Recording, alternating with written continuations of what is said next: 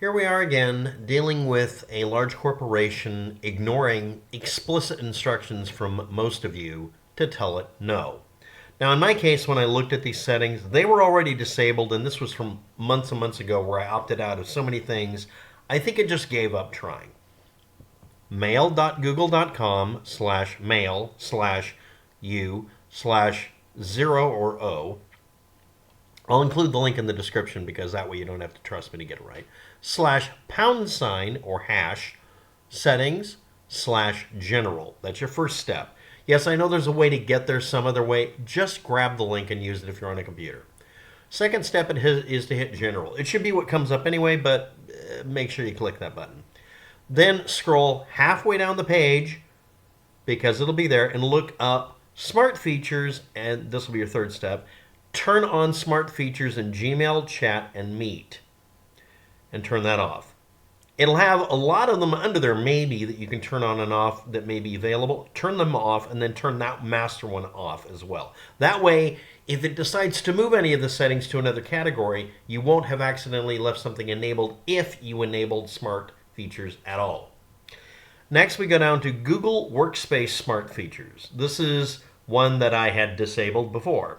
Now, I want to point out that if you click step number 4, Manage Workspace Smart Feature Settings, it's supposed to do a pop-up that looks like this. However, some are more equal than others. So if you're using Firefox, it will deliberately remove the line break at the word Workspace so that it will go off the edges of the window so you can't click no or yes. Gee, that's convenient, isn't it? So smart features in Google Workspace, and we go over here and we click no. That's over to the left side. And yes, it's deliberately ambiguous. The skeuomorphism, or whatever you want to call it, the user in-your-face design here is designed to make sure you don't know if you turned it on or off. It gives you bad feedback. And yes, if it has multiple categories below it, turn them all off to where you can get them all off, and then turn that one off. Although I don't believe it comes up anymore with anything extra. Smart features in other Google products, again, no. Then you hit save. Then you log out, come back in, and check to make sure it didn't accidentally assist you. When you do that, it will always say from that point forward, it'll give you a warning. In one case, I got a warning about a week ago, so I should have realized I should check the settings. It'll give you a warning. Something drastically bad has happened, and it's you turning off the AI feature feed system. Now, it does give you some information on what it's doing, but it doesn't matter what it's doing. Now, there are going to be lots of settings if you go to the Google Mail settings general area. A lot of them.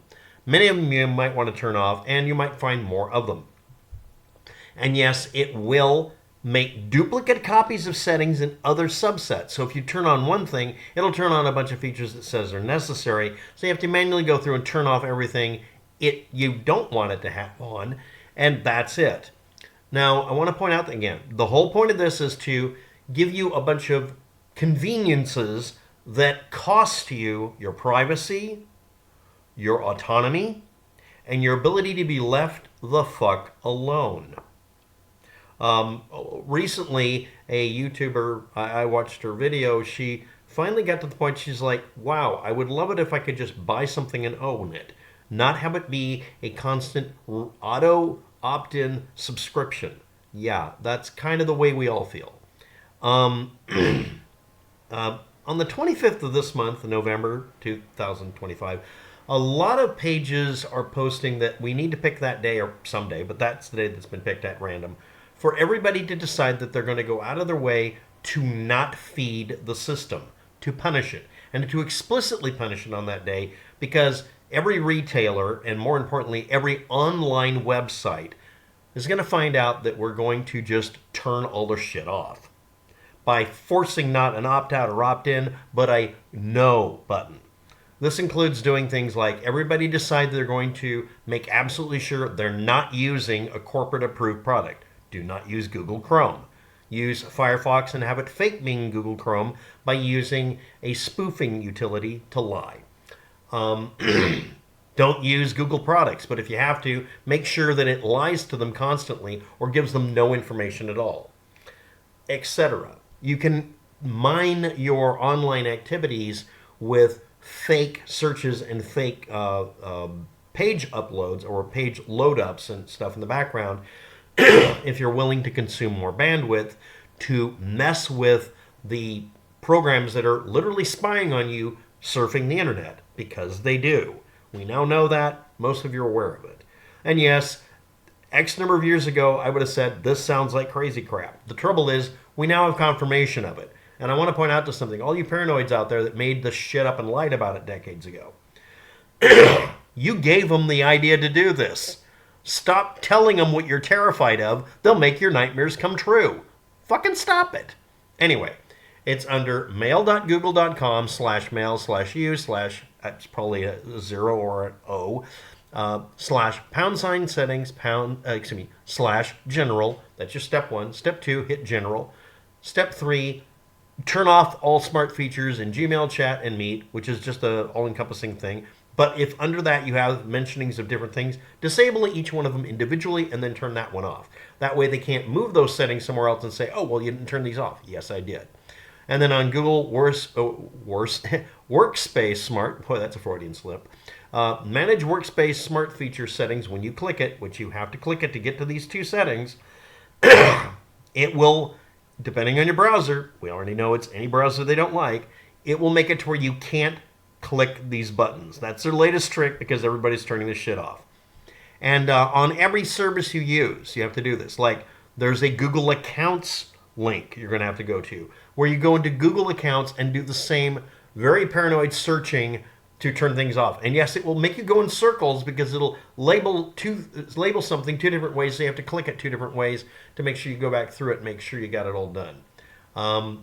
This is bad, okay? When the website is overtly trying to make sure that they can hide extra copies of the don't do that button or the opt-out so that they can say you didn't click them all.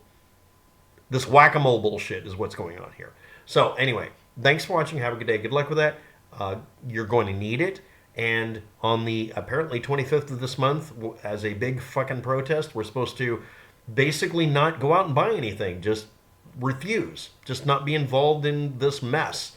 Online or otherwise, shop local only, that sort of thing. But I think as well as that, we should all, en masse, opt out of everything, cancel subscriptions all over the place, and uninstall everything we don't need, and make sure that, and if it asks you, God help them if they ask, you say, turn off all the AI and stop spying on me. Or whatever the right word is. I don't know of a good word. No protest like this is going to sound non-paranoid. It's going to sound paranoid.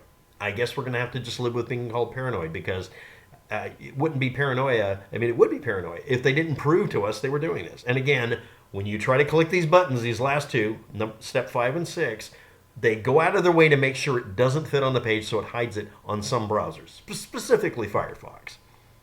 And it doesn't matter if it's the new one at all. Apparently, I did the screen grab using the latest copy of Firefox that... yeah. So yeah, bye.